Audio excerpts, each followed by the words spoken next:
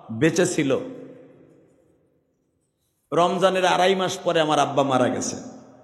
এইবার রমজান কারেন্টে ইফতারি করব, পাই না। আল্লাহ ছেলেটার বাবাকে মাফ করে দিও। অনেকের বিবি বাচ্চা ছিল, বাইসা মারা গেছে, দোয়া করেন। সবাই সবার জন্য দোয়া করেন। ইনশাআল্লাহ তাআলা 30টা রোজা সবাই রাখবেন তো? 30 দিন তারাবি পড়বেন তো? 30 দিন ইফতারি করবেন তো? রোজার আগে আবার ব্যারামে চাপ দেবে না তো? নামান হাত। এখন মুনাজাতের মাধ্যমে আপাতত বিদায় নিব ইনশাআল্লাহ। এরপরে শেষ রাত্রে আপনারা সারা রাত মসজিদের ভিতরে জিকির আজকার করবেন। 2 তালা আমার খোলা আছে, যারা কোরআন তেলাওয়াত করতে চান 2 তালায় যেয়া জিকির আজকার করবেন, নামাজ পড়বেন সারা রাত। মসজিদ সবার জন্য ওপেন। মসজিদ সারা রাতের ভিতরে 1 সেকেন্ডের জন্য বন্ধ থাকবে না আমাদের ইনশাআল্লাহ। যখন যে পারেন জিকির আজকার করবেন, শুইয়া পারেন, বইয়া পারেন। ভালো না লাগলে মসজিদের উপরে ছাত্রকো বেডিং আছে, ঘুমায় পড়বেন। তাও যদি ভালো না থাকে, ভালো না লাগে, আবার ওইটা উজু করে নামাজ পড়বেন ইনশাআল্লাহ। কিন্তু শর্ত একটা, কেউ রাস্তাঘাটে বাজে গল্প, বিড়ি টানাটানি, মোটরসাইকেল নিয়ে দৌড়াদৌড়ি চলবে না। মন থাকবে? এই বিড়ি টানাটানি গল্প করা, এই মসজিদ থেকে ওই মসজিদ, ওই মসজিদ থেকে ওই মসজিদ, সাক্ষী রাহি মসজিদ, টাটকা শয়তানি, তোর কপালে জুতার বাড়ি। যেই মসজিদে আসো এই মসজিদে থাকবা ইনশাআল্লাহ। বলেন ফজর পর্যন্ত থাকবো, রাজি আছি তো? ফজর পর্যন্ত আসি তো ইনশাআল্লাহ? সবাই থাকবেন না? সবার প্রতি আমার দাবি রইল, সারা রাত এখানে কান্নাকাটি করবেন, জিকির আজকার করবেন ইনশাআল্লাহ তাআলা। সবাইকে আল্লাহ ভালো রাখুক, সুস্থ রাখুক। এখন দোয়া হবে। দোয়ার পরে জানি না কার কপালে প্যাকেট আছে, যে আছে পাবেন, বাইরে যারা আছেন তারা পাবেন না, কিন্তু ভিতরে যারা আছেন তারাই পাবেন। আল্লাহুম্মা আমিন। ربنا ظلمنا أنفسنا وإن لم تغفر لنا وترحمنا لنكونن من الخاسرين ربنا فاغفر لنا ذنوبنا وكفر عنا سيئاتنا وتوفنا مع الأبرار ربنا يا ربنا يا ربنا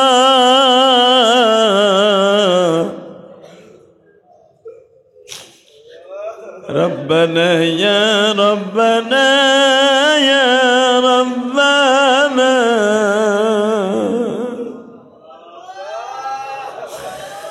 মাফ করে দাও তুমি মওলা মোদেরকে, গুনার বোঝা মাথায় লইয়া দেশ বিদেশে ঘুরি, রহমতের নজরে তাকায়া দেখো তোমায় মোরা ডাকি। কেমনে করে থাকবো মওলা অন্ধকার কবরে,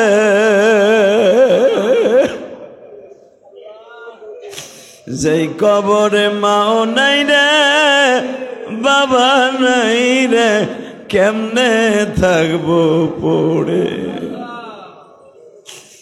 আকাশ সমান গুনাহ লইয়া হাত তুলেছি তোমার দরবারে, মাফ করে দাও হে মওলা তোমারই নামের গুণ। আল্লাহ যাদের কিনে হাত তুলছি মালিক, তুমি তাকায়া দেখো এদের মধ্যে কার জানো মা নাই গো, কার জানো বাবা না।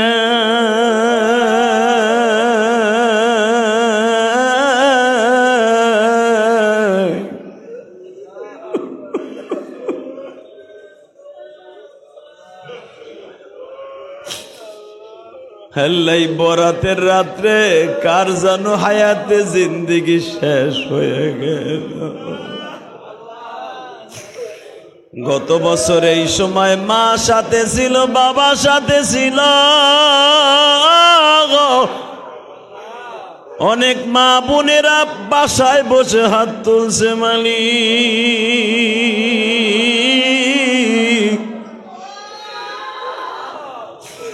গত বছর মা ছিল, বাবা ছিল, আজকে নাই গো।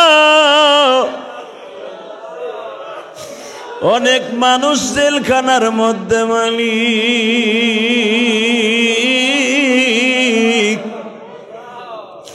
মিথ্যা মামলা খাইয়া জেলখানায় পড়িয়া রয়েছে।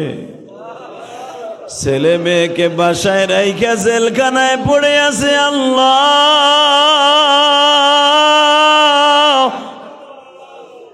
কত মালুম ওলামা জেলখানায় এখনো পড়ে আছে মালিক রে।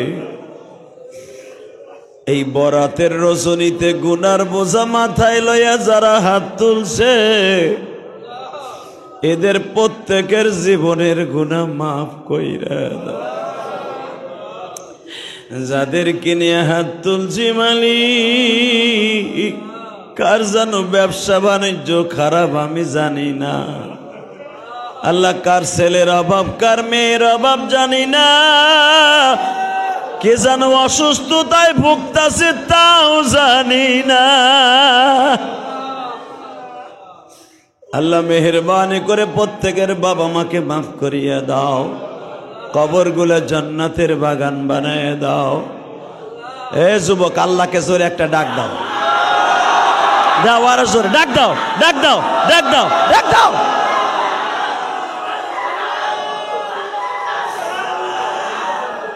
আল্লাহ তুমি তাকায়া দেখো মালিক, এদেরকে নিয়ে আমি কার কাছে যাব আল্লাহ?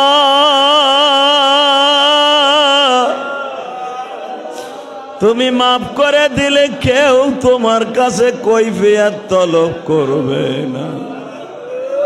আল্লাহ, বহু দূর দূরান্ত থেকে আমার ভাইরা এখানে আসছে, সেই মাদারীপুর থেকে আসছে, শিবচর থেকে আসছে, অনেক যুবকগুলা সেই মিরপুর থেকে আসছে, নারায়ণগঞ্জ থেকে আসছে, যাত্রাবাড়ি থেকে আসছে, মাউদাল থেকে আসছে, সেই সাভার নবীনগর থেকে আমার এই মসজিদে নামাজ পড়তে আসছে।